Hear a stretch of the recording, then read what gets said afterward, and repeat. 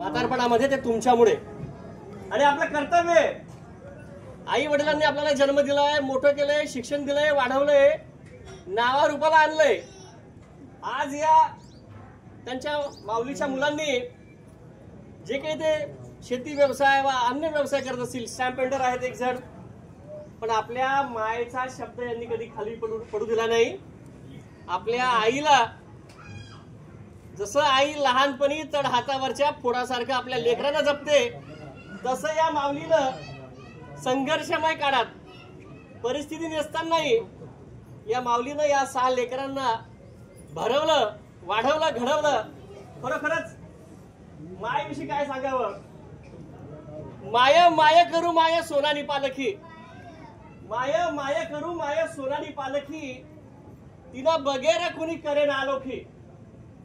घरी जर कोणी आलं असेल ना तर एवढी आलोखी करते आमची माय। ही माय असो का ही माय असो, हा जो दातृत्वाचा भाव असतो, आलेल्या आपल्या घरी आलेल्या पाहुण्याचा सन्मान करणं, त्याला खाऊ पिऊ घालणं, खरोखरच आई जेवणाची काळजी घेते, आई जेवणाची काळजी घेते आणि वडील जीवनाची काळजी घेतात। रोज गरमागरम आपल्याला आई खाऊ घालते की नाही। तर अशी माऊली मित्र हो, माझ्या माय या कवितेतल्या काही ओळी मी या ठिकाणी तुमच्याशी शेअर करेल। घरासाठी राबते माय,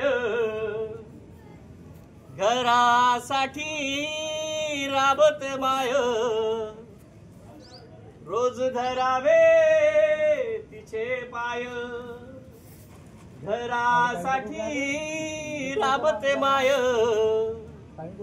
रोज धरावे तिचे पाय, पुन्हा पुन्हा आठवावी, पुन्हा पुन्हा आठवावी, अशी माझी गोड गोड माय, अशी माझी गोड गोड माय, पदर फाटका स्वाभिमानानं जगते माझी माय, सपन डोळ्यात पोरांच्या रोज बघते माझी माय, अरे वेड्यानो विकू नका धरती तुमची माझी माय।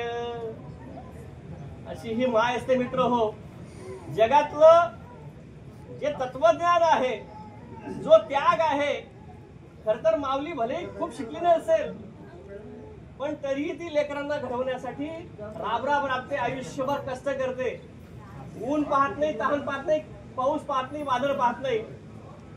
बरोबरच माझ्या पुढच्या कवितेतला 2 ओळी, वावरात माय घाम गाडते रोज, वावरात माय घाम गाडते रोज, शेतातल्या बांधावर, शेतातल्या बांधावर, तिचा घुमतो आवाज, तिचा घुमतो आवाज, वावरात माय रोज राबते माय।